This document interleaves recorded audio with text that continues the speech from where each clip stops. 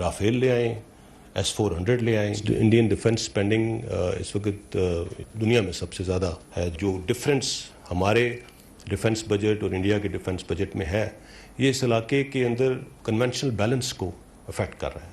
नमस्कार, जय हिंद दोस्तों।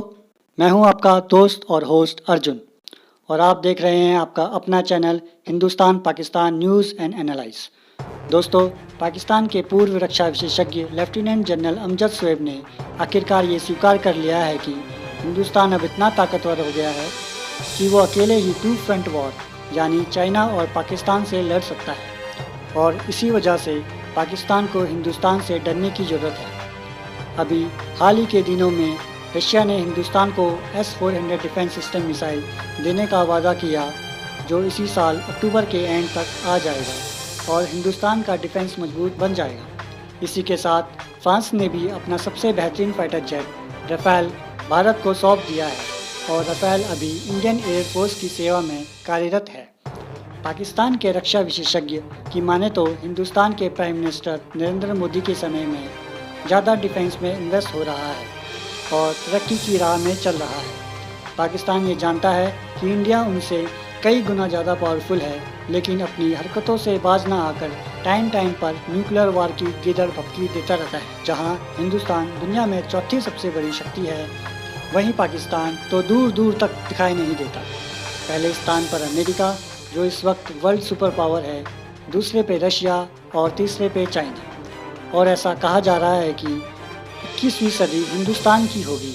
अगर हिंदुस्तान सुपर पावर बनता है तो इसमें कोई आश्चर्य वाली बात नहीं होनी चाहिए।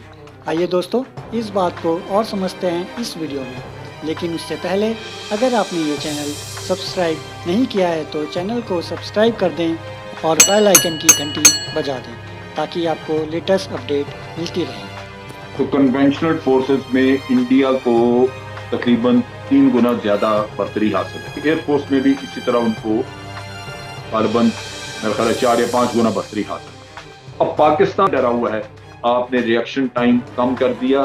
कबल इसके कि दुश्मन यानी हम पाकिस्तान की इंटेलिजेंस को पता लगे कि आप जंग के लिए तैयार हैं या आप आ रहे हैं, वो रिएक्शन टाइम आपने कम किया और अब आप बॉर्डर के इतने करीब हैं कि जिस दिन आपको कहा आप चंद घंटों में बॉर्डर पे पहुंच जाएं। चाइना को, पाकिस्तान को कि भाई ये गलती ना करना है इधर आने की। क्या इंडियन आर्मी के का बहुत ज्यादा कॉन्फिडेंस आ गया मोदी के दौर में कि वो समझते हैं कि हम पाकिस्तान को स्ट्राइक कर सकते हैं हमेशा, और ये इसको आप किस तरह स्ट्रेटजी को देख रहे हैं?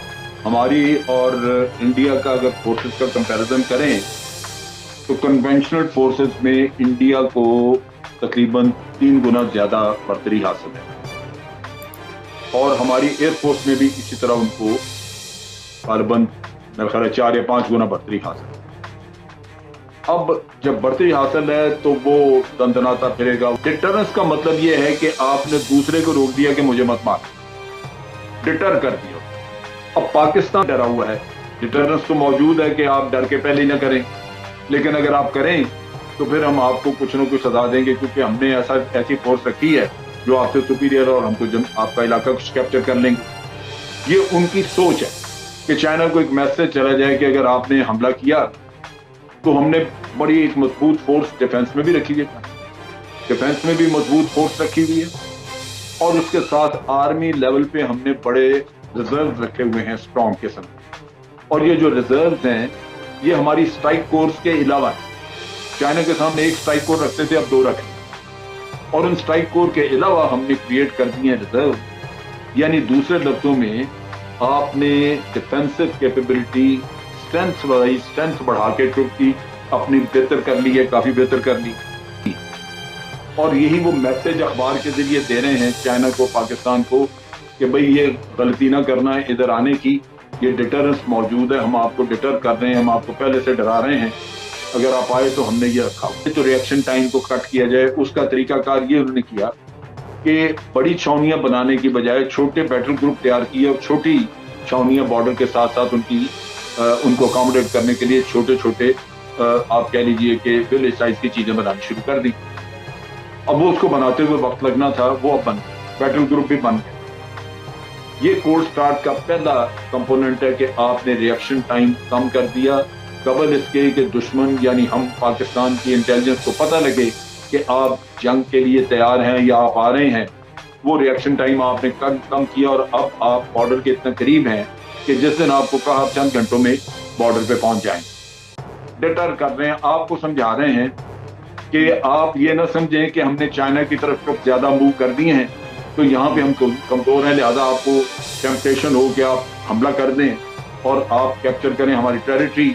ये आप नहीं कर सकेंगे क्योंकि हमने ये आपके लिए एक डिटरेंस तैयार कर लिया, आपको डिटर करने के लिए, आपको रोकने के लिए। मैं देख रहा था कि जो Indian defence minister Rajnath Singh, उन्होंने कहा कि हम तकरीबन 120 बिलियन डॉलर मिलिट्री मॉडर्नाइजेशन पे लगा रहे हैं अगले 7 से 8 साल में। आपसे ये बात पूछनी थी, अभी रिसेंटली ये थोड़े दिन हुए हैं, ये कह रहे हैं जी कि हमें इसराइल से 4 हेरोन टीबी ड्रोन्स ले रहे हैं लीज के ऊपर, जिसमें वो ये कह रहे हैं कि ये जो चारों के चारों ड्रोन्स हैं ये नॉन वेपनाइज्ड हैं, लेकिन ये वेपनाइज्ड, ये हम लाइन ऑफ एक्चुअल कंट्रोल को मॉनिटर करने के लिए।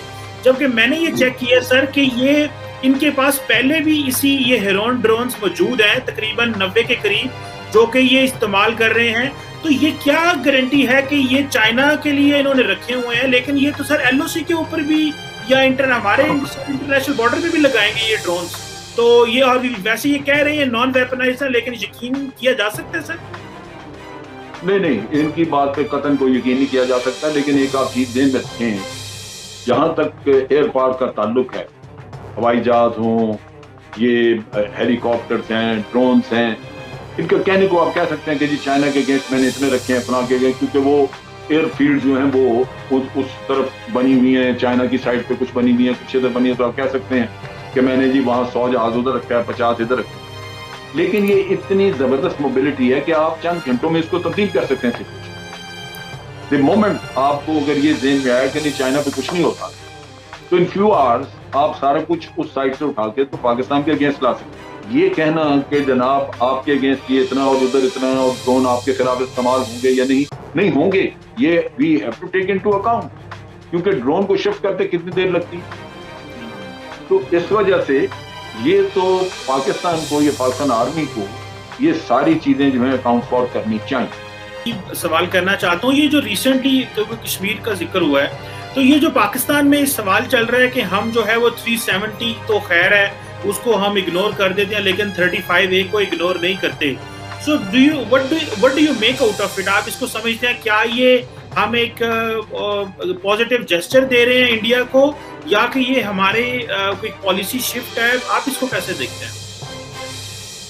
देखिए 370 वो एक रियासत का उसको स्टेटस मिला हुआ था, और कुछ उनको सब्जेक्ट से जिनमें के कश्मीरियों को या कश्मीर की जो असेंबली होती थी वो खुद लेजिस्लेशन करती थी, सेंटर या जो फेडरल गवर्नमेंट थी वो नहीं करती। अब वो तो उसको एक मसला बन गया कि भाई इन्होंने वो खत्म किया, अब असेंबली नहीं रही, लेकिन कश्मीर वहीं का वही, इंटरनेशनल स्टेटस उसका वही है, वो चेंज नहीं हुआ। कश्मीर वो लाख कहते हैं कि जी हमने इसको यूनियन टेरिटरी बना दिया, अपना फलां कर दिया, लेकिन इंटरनेशनल या सिक्योरिटी काउंसिल की जब तक रेजोल्यूशंस मौजूद हैं, आलमी कुव्वतें या पूरी दुनिया उसको कभी भी वो तस्लीम नहीं करेगी कि ये यूनियन टेरिटरी का मतलब ये कि अब खत्म हो गया, पाकिस्तान का क्लेम ही नहीं रहा। ये तो नहीं। फर्क ये है कि अब अगर ये मसला हल होता है और वहां पे आपको मिसाल के तौर पे वो यूनियन टेरिटरी भी है, कुछ भी है, अगर कल को ये कहा जाता है कि जनाब इसमें प्लेबिसाइड कराया जाएगा तो वो उधर भी कराना पड़ेगा। फर्क जो पड़ता है वो आर्टिकल 35A जो है उसके जरिए इन्होंने सिटीजनशिप जो है वो चेंज करनी शुरू की और इंडिया से लोगों को सिटीजनशिप देनी शुरू कर दी। अब जब सिटीजनशिप बने, उसकी आबादी का हिसाब किताब हो, तनासब बने, तो एक वक्त आ सकता है जब ये कहें कि जनाब अब यहाँ पे 60% हिंदू हैं और 40% मुसलमान हैं, क्योंकि उसका तनासब हिंदू ला के तो आपने बदल दिया। अच्छा, अब इसमें जो उन्होंने कानून जिस तरह का बनाया है उसमें ये लोग सारे जिनको सिटीजनशिप दे रहे हैं, ये जरूरी नहीं है कि कश्मीर में आके रहें। वो सिटीजनशिप की वजह से उनको वोटिंग राइट मिल गया, जबकि वो हो सकता है कोई केरला में रहता हो, कोई कहीं और रहता हो, सिर्फ इसलिए कि पिछले 70 सालों में उसने यहाँ पे 5 साल नौकरी की है या 10 साल जो भी इन्होंने रखी है उसकी मुद्दत, तो वो नौकरी करके चला गया, उसने क्लेम किया, उसको शरीक मिल गई। अब वो वोट आके यहाँ डालेगा और वोट डालेगा बीजेपी को, तो कुछ अर्से के बाद ये होगा कि यहाँ मुसलमान के पास हुकूमत आएगी नहीं कभी। और जब प्लेबिसाइट होगा, कभी अगर होता भी है, और हो सकता है कि इंडिया उस वक्त कहे जब आबादी का तनासब इस तरह बदल गया, तो वो आपको कहे कि जी आप करा लें प्लेबिसाइट, और आप प्लेबिसाइट कराएं तो जो तनासब जिस तरह का है उसके मुताबिक वो चला जाएगा।